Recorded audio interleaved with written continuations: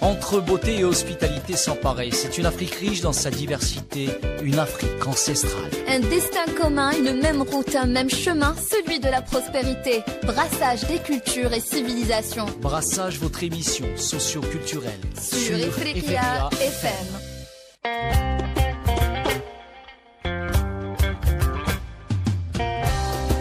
Bonjour à toutes et à tous et bienvenue dans votre émission socio-culturelle Brassage.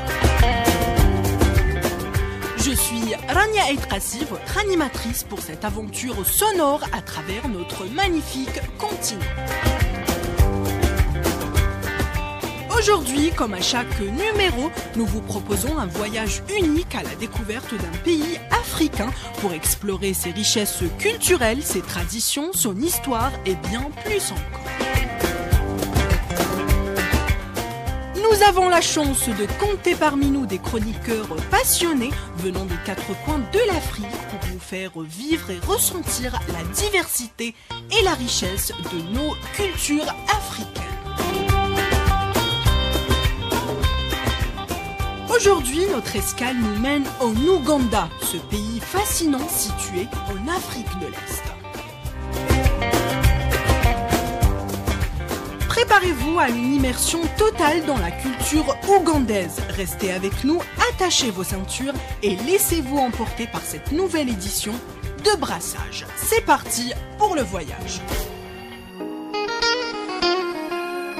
Hey, yo, Tron.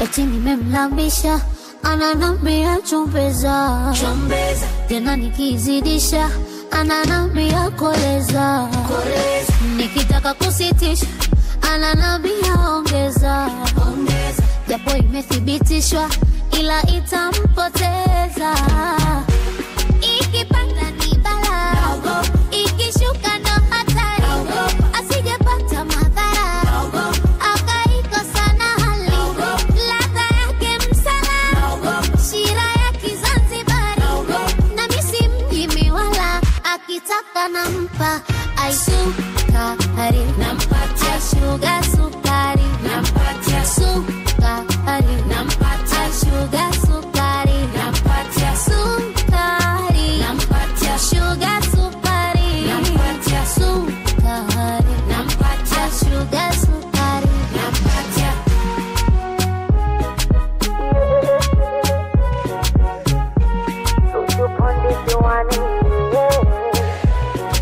na akili ya njaa juu mjasifanyi ajizi na mjazi aja juu jana vitangawizi baba chanja chukua vyote chukua vitafune nganja chakua mwaya chakua ujibusti na karanga tuliza na kitumbua ila jihadhari na majanga we usije ukaugua mana ikipanda ni bala ikishuka ndo hatari asijepata madhara akaikosa na hali ladha yake msala shira ya Kizanzibari na misi mjimi wala akitaka nampa aisukari nampatia shuga sukari nampatia sukari nampatia shuga sukari nampatia sukari nampatia shuga sukari nampatia sukari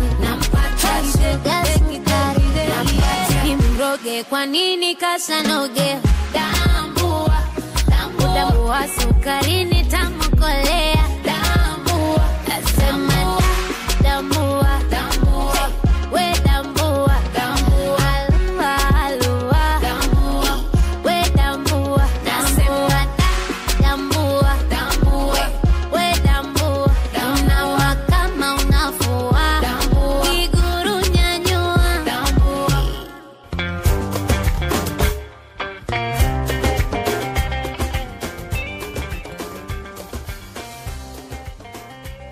Bienvenue dans la première partie de notre émission Brassage consacrée à la découverte de l'Ouganda. On fait un petit tour de table avant de commencer. André Molele du Congo-Brazzaville. Bonjour André. Bonjour Ania, bonjour à tous. Varso Mifondo du Congo-Brazzaville également. Bonjour Varso. Bonjour Ania et bonjour tout le monde. Bonjour chers auditeurs. Alamine Mahamat du Cameroun. Bonjour Alamine. Bonjour Ania, bonjour l'Afrique. Et maintenant, partons ensemble à la découverte de l'Ouganda. Pour commencer, je vais vous présenter un aperçu général de l'Ouganda avant de passer la parole à nos chroniqueurs pour vous offrir des regards approfondis sur différents aspects de ce pays fascinant. L'Ouganda est un pays enclavé situé en Afrique de l'Est. Il est bordé au nord par le Soudan du Sud, à l'est par le Kenya, au sud par la Tanzanie et le Rwanda et à l'ouest par la République démocratique du Congo. Le pays s'étend sur environ 241 038 km². La capitale et plus grande ville est Kampala, située sur les rives du lac Victoria, le plus grand lac d'Afrique et source du Nil blanc. Le paysage de l'Ouganda est varié avec des montagnes, des plateaux, des lacs et des rivières. Alamine, quel paysage de l'Ouganda vous semble les plus fascinants et pourquoi ? Bon, comme tu l'as dit tout à l'heure, l'Ouganda est un pays d'Afrique de l'Est et il fait partie de l'Afrique des Grands Lacs. Il possède des frontières, comme tu l'as dit, avec le Congo, le Rwanda, le Kenya, le Soudan et la Tanzanie. La particularité de l'Ouganda est que le sud du pays, il englobe une vaste partie du lac Victoria et des chaînes de montagnes qui se trouvent principalement à l'ouest du pays. Et une autre particularité est que l'Ouganda est le point de rencontre entre les savanes d'Afrique de l'Est et la jungle d'Afrique centrale. Et ce sont des univers très très contrastés. L'histoire de l'Ouganda est riche et complexe. Elle est marquée par plusieurs événements importants qui ont eu des répercussions significatives sur le pays. Varso, tu vas nous en dire plus. Eh bien, c'est très fascinant avec l'histoire de l'Ouganda, notamment pour plusieurs pays qui ont été colonisés au niveau de l'Afrique. Vous devez savoir que l'histoire de l'Ouganda est marquée par des périodes de prospérité et de turbulence également. D'ailleurs, avant la colonisation, la région était dominée par plusieurs royaumes puissants, tels que les Bouganda, les Bunyoro, les Ankolé et les Toro, qui ont justement dominé cette région. L'Ouganda est devenu un protectorat britannique en 1894 et a obtenu son indépendance en 1862 sous le premier ministre, justement le régime du premier ministre Milton Obote. En 1962. En 1962, pardon, exactement, en 1962. Justement, il accède justement à la présidence en 1966, donc en transformant le régime parlementaire en régime présidentiel. Et en 1967, le pays devient une république et abolit justement les monarchies précoloniales qui ont été connues précédemment. Eh bien, le pays a connu également des périodes de dictature, notamment avec le président sous le régime Idi Amin dans les années 1970 et des guerres civiles aussi. Bon, aujourd'hui, on peut dire de l'Ouganda qui est un pays en voie de stabilisation et de développement. Donc, il y a beaucoup d'espoir pour les Ougandais et tous les enfants de l'Ouganda également. Effectivement, l'Ouganda a progressivement travaillé à restaurer la stabilité politique et à mettre en œuvre des réformes démocratiques. Exactement. Et tous ces événements que Varso vient de citer ont façonné l'histoire complexe de l'Ouganda et ont influencé son développement politique, social et même économique. L'Ouganda compte environ 45 millions d'habitants. La population est composée de nombreux groupes ethniques. Chaque groupe ethnique contribue à la richesse culturelle du pays à travers ses traditions, sa langue et son mode de vie. André, tu peux nous donner plus d'informations sur ces groupes ethniques ? Déjà, pour pouvoir différencier une population, il faut d'abord connaître leur langue, comment ils sont, leurs habitudes et leur comportement culturel. Et en Ouganda, ils ont plusieurs ethnies. On a les Banganda qui appartiennent à la famille ethnique des Bantous. Les Bantous, on en trouve aussi en Afrique centrale. Et c'est le plus grand groupe ethnique. Oui, c'est le plus grand groupe ethnique, effectivement. Et ils sont probablement installés dans la région et lors de l'immigration bantou dans l'Afrique de l'Ouest. Et leur langue traditionnelle, c'est le Luganda. Donc ça change, c'est ça. L'Ouganda, c'est un peu pareil. Et ils font partie des familles des langues négro-congolaises. Donc, puisque au Congo aussi on trouve des bantous. Puisqu'on a 2 Congolais sur le plateau. Alamine, toi tu es Camerounais. Mais il y a des bantous. Vous avez des bantous. Au Congo-Brazzaville aussi, on a des bantous. Donc, et d'ailleurs, l'Ouganda, pour juste une parenthèse, l'Ouganda, comme on a parlé tout à l'heure, ça fait partie d'un pays des pays de Grands Lacs. Donc, c'est peuplé par des bantous également, donc une partie. Donc, justement, pour rajouter ce que tu donc, en dehors des Banganda, on a les Banyankolé. Ils représentent environ 9,5% de la population et leur langue traditionnelle est le Runyankolé. Le Runyankolé. Et leur activité, ils sont connus pour être des éleveurs de bétail. Donc ça, si on peut dire, c'est leur spécialité. Ils sont connus pour ça. Et il y a aussi les Basonga. Je ne sais pas si je prononce bien Basonga. Les Basonga, ouais. Basonga ou Basonga. Et eux, ils représentent environ 8,4% de la population. Et ils sont originaires de la région est de l'Ouganda. Oui, effectivement. Et puis, hormis eux, on a les Acholi, les Karamojang, les Lingui, pour ne citer que ceux-là. Et ces exemples représentent seulement quelques-uns des nombreux groupes ethniques au Ouganda, chacun, comme je l'ai déjà dit, avec sa propre histoire, sa culture et sa contribution à la richesse culturelle du pays. Et l'Ouganda, avec sa population diversifiée d'environ 45 millions d'habitants, est véritablement une mosaïque de culture et de traditions. Alamine, tu as sûrement une idée. Bon, dans la culture des Baganda, par exemple, c'est le plus grand groupe ethnique qui se trouve en Ouganda. En Ouganda, oui. L'origine de l'humanité est expliquée par le mythe de Kintu, le premier homme, et de son épouse Nambi. Ça, c'est un truc typique chez eux. Et chaque clan vénère traditionnellement un ou plusieurs animaux totems. Et ça entraîne généralement les interdits alimentaires, comme il ne faut pas manger, par exemple. Ça, on en trouve partout en Afrique. Oui, bien sûr. Chez nous, par exemple, on a une ethnie, les Bafia. Ils sont interdits de manger de la tortue. Alors que la tortue, c'est une bonne viande quand même. Tu as bien goûté? Oui. Et au 19e siècle, non, c'est au 21e siècle, pardon, la plupart des Ganda se convertissent au christianisme, mais ça n'empêche pas qu'ils gardent leur tradition et leurs croyances. Varso, des traditions ougandaises. Eh bien, en parlant de traditions ougandaises, on doit souligner, ce qui est marqué par des rituels également, qui sont un peu spécifiques, et des célébrations colorées pour les Ougandais. D'ailleurs, les fêtes culturelles comme les festivals de la culture de Banganda sont des moments clés pour la préservation de coutumes qui sont ancestrales pour les Ougandais. Il y a également, moi je peux rajouter les mariages en Ouganda, qui sont des événements grandioses, souvent célébrés avec des cérémonies traditionnelles riches en symbolisme. Par exemple, chez les Baganda, une cérémonie de mariage appelée Kwanjula, je ne sais pas si je prononce bien, je l'espère, implique des échanges de cadeaux entre les familles des mariés et des rituels élaborés. En parlant de tradition, je pense qu'on a oublié de préciser une chose.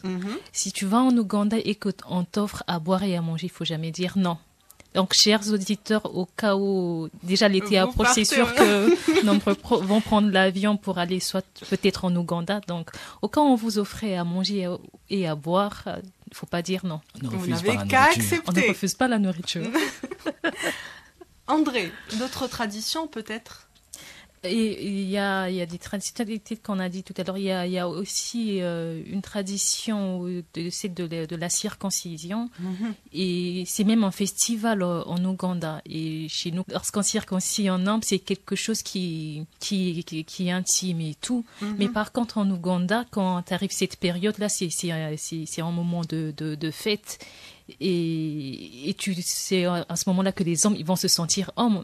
Bien Et- sûr, c'est à ce Bien moment qu'on entendu. devient Et- homme. C'est un passage et le d'un plus- état, de l'état d'enfant à l'état adulte. donc Ouais, voilà. et Bon, pas c'est- forcément et adulte, c'est- mais Ce qui est c'est la marquant, préparation pour la suite. ce qui est marquant dans tout ça, c'est que quand arrive le moment et qu'on pratique sur toi, faut pas pleurer. Moi, c'est cette partie que je n'ai pas compris. Ah bon? Oui. Il faut pas pleurer. Il faut pas pleurer, il faut être homme. Un homme, ça ne pleure pas. Bah, c'est impressionnant.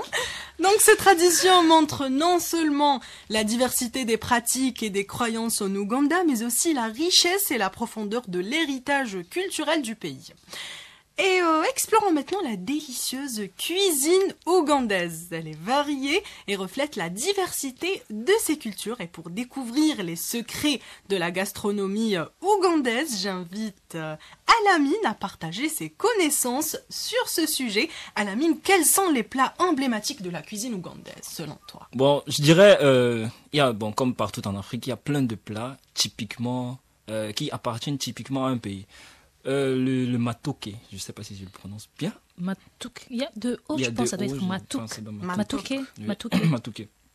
C'est un mixage de bananes plantain et de sauce d'arachide. Il est accompagné des plats de quotidien, mais la plupart du temps, c'est plus de la viande comme à l'intérieur. Ça peut être la viande de bœuf, du poulet, n'importe quelle viande. Et il y a le luombo. C'est, bon, luombo particulièrement, lui, c'est une sorte de viande cuite. C'est un plat traditionnel. Oui, c'est un plat traditionnel. Pour le faire, on prend de la viande, on le met dans des... Je ne sais pas comment on appelle ça. Il est cuit à l'étouffée. Oui, à l'étouffer. C'est-à-dire qu'on le met Les dans maboké. les feuilles de palmier. Mhm. On le met dans les feuilles de palmier et on le laisse cuire. Ça attendrit sa viande. La viande est tellement tendre quand elle Et sort. il est souvent préparé pour des occasions spéciales. Exactement. Mhm. C'est pas n'importe qui le mange aussi. Ah On bon? a- Pourquoi? Parce que la viande est tellement tendre. Qu'est-ce qu'on entend par n'importe qui? Normalement, tout le monde est censé manger de la bonne bouffe. À la Mais c'est maison. pas tout le monde qui peut se permettre de s'acheter cette viande, je pense. C'est parce qu'il est préparé pour des occasions spéciales. Ah, d'accord. Il y a le mkatena mai, je ne sais pas si je prononce bien, c'est un peu avec des œufs et il est issu des ancêtres arabes des Ougandais. Dans la partie histoire, on a loupé une partie. En fait, le peuplement de l'Ouganda s'est fait progressivement. Il y a les parties des Bantous qui viennent de l'Afrique centrale, les Indiens sont arrivés également, même les Arabes sont arrivés. Et grâce à ces Arabes, on a quelques plats comme le pain Mkate Namai là, Mkate Manai, Mkate Namaya. Mais Kati chez nous, c'est beignet. Hein. Oui, mais c'est le pain omelette. Ah. Mais c'est fait à la façon des Arabes. Bon, on va pas parler de l'Ouganda sans parler de l'Ougali, le pocho, le chapati. Donc. Le chapati, je pense même au Kenya aussi. Oui, ils mangent le chapati est généralement dans l'Afrique de l'Est, Kenya, Rwanda, tout ça. Il est très on trouve bon. Le chapati là. Même ici en Algérie, Moi, j'ai on trouve du pratiquement tout chapati. goûté ici en Algérie. Oui, on trouve du chapati ici en Algérie. J'ai un ami même ougandais, il a commencé à faire des chapatis dans la cité. Ici en C'était très Algérie. bon. Ouais. C'est bien, c'est super. Varso, d'autres plats? Eh bien, on a évoqué tout à l'heure le chapati. Vous devez savoir que la cuisine ougandaise, elle est simple, mais très savoureuse. D'ailleurs, on a sauté le Rolex, qui est beaucoup, Oui, Rolex aussi Rolex, également. oui. beaucoup demandé ou bien beaucoup aimé par les jeunes ougandais. C'est D'ailleurs, du street food. Exactement. comme ici, on Frites a le omelette. grand État qui est Grand bien, État. qui est Avec bien, des frites omelettes. qui est bien populaire. Et en Ouganda, c'est le Rolex qui est une sorte de wrap composé d'une omelette et de légumes enroulés. Justement, on parlait de chapati dans un chapati qui est un plat de rue populaire. Justement, il y a également les poissons du lac, le fameux lac Victoria. Donc, comme les tilapia. Les poissons d'eau douce. Exactement. Ils sont également très appréciés en Ouganda. Et André. les sauterelles. Exactement. Oui. Ça, ce sont des plats insolites. Les sauterelles, même chez nous, on mange des sauterelles, des criquets, je pense qu'on appelle ça ndiendie. Oui, ça Au c'est Congo en Brazzaville. Exact, Oui, on ouais. mange des sauterelles, mais c'est pas tous des sauterelles, il y a des sauterelles bien spécifiques C'est des espèces qui ne sont pas nuisibles pour la Pour la santé. santé. Et ils sont très comestibles et riches tout. en vitamines aussi. Il y a également le pilo. C'est un plat de riz épicé, souvent préparé avec de la viande, des légumes et des épices comme le curcuma et le clou de girofle. Le pilo est souvent servi lors de fêtes et de célébrations. Et tous ces plats, parmi d'autres, illustrent la richesse et la diversité de la cuisine ougandaise. Explorons maintenant les trésors touristiques et les sites emblématiques de l'Ouganda. L'Ouganda, qui est souvent appelée la perle de l'Afrique, offre une variété de sites touristiques remarquables. André, quels endroits devrions-nous absolument visiter lors d'un séjour dans ce pays ? Lors d'un séjour en Ouganda, il y a plusieurs endroits à visiter et l'Ouganda est tellement riche en tourisme que vous ne pouvez pas aller en Ouganda et ne pas savoir quelle activité faire ou non.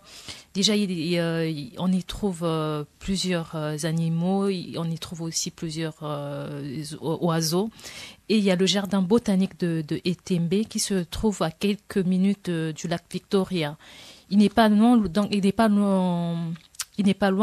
l'autre là de la capitale, et c'est vraiment un lieu propice pour faire de très très beaux pique-niques.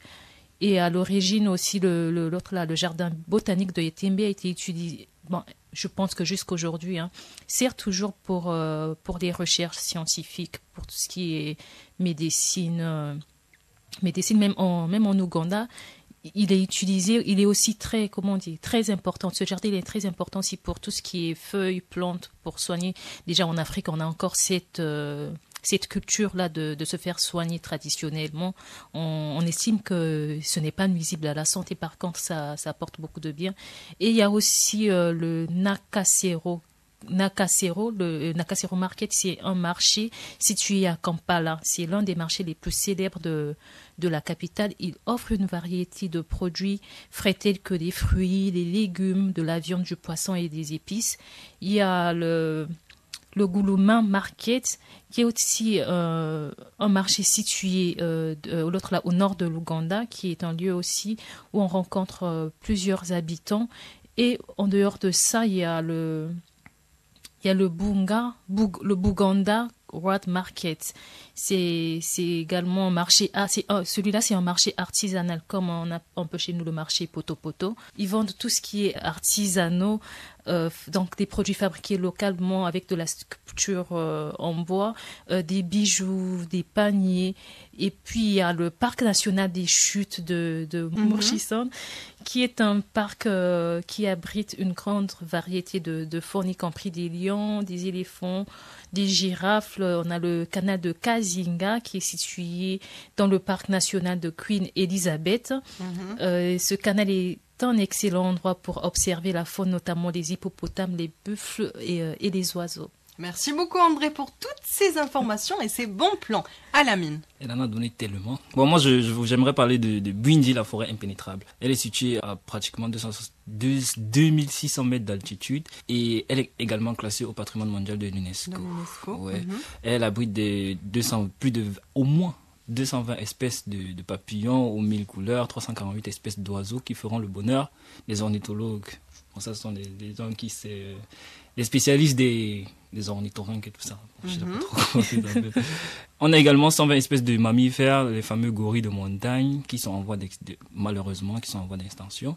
Mais également plus de 1000 espèces de plantes et de fleurs, comme elle a déjà une faune et une flore très diversifiée. Bon, le parc national de Kibale est situé à 320 km de la capitale. Et il a une aire, si je peux dire comme ça, qui abrite une population de primates très impressionnante. Pas moins de 12 espèces différentes de primates sont là-bas. On a les chimpanzés, les gorilles. Bon, si je veux entrer dans les détails, je dirais les gorilles de montagne, les singes bleus, les singes d'ouest, les mangabés. C'est très bon pour faire du safari, l'Ouganda. Oui, très beau. Comme tu as dit, il y a les lions, il y a plein d'animaux. Machine Falls, qui est 7 mètres de largeur, 43 mètres de hauteur et une pression de 300 mètres cubes d'eau par seconde. Voilà. Wow. Donc c'est très impressionnant. Ouais, avec le bruit des taux de retombées de chute.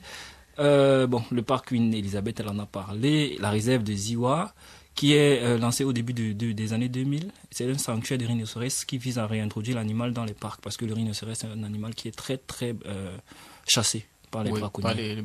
Justement. Le rhino. Oui, le rhinocéros. En fait, c'est ça. Sa corne. Sa corne. Bon, les superstitions disent, ce sont des superstitions qui disent que la poudre faite avec la corne de rhinocéros ont des effets aphrodisiaques. Oui. Parce que maintenant, je comprends tout. Et pour préciser, l'accouplement de rhinocéros dure 1 heure de temps chez les rhinocéros. C'est pour ça que les gens pensent que c'est à cause de sa corne. Est-ce que ça marche vraiment? Ce sont des superstitions. Waouh. Il faudrait qu'on trouve quelqu'un qui a déjà essayé pour qu'on lui demande. Hein. L'Ouganda, vous savez, est riche en sites touristiques, naturels et culturels, dont on vient de parler à mes confrères. Je rajouterais juste le lac Bonier, avec ses îles pittoresques. Et bien entendu, c'est un lieu de détente prisé pour des touristes et des personnes qui viennent d'autres localités. Il y a aussi les montagnes de Rwenzori et le parc national du mont Elgon, qui sont des destinations bien entendu idéales pour les amateurs de randonnée. Il ne faut pas oublier Kampala, la capitale dynamique de l'Ouganda, qui mérite également une visite. Vous pourrez y découvrir des marchés animés, des musées comme le Musée national de l'Ouganda et des sites culturels comme le tombeau de Kasubi. Voilà qui conclut la première partie de notre émission Brassage consacrée à l'Ouganda. L'Ouganda avec sa mosaïque de langues, de cultures, ses rites ancestraux et ses paysages époustouflants offrent un tableau fascinant de la diversité africaine. Je remercie nos chroniqueurs pour leurs précieuses contributions qui ont donné vie à notre exploration. Merci André, merci Alamine et merci à Varso. On vous donne rendez-vous la semaine prochaine, chers auditeurs, même heure, même station, pour plonger encore plus profondément dans la richesse culturelle de l'Ouganda.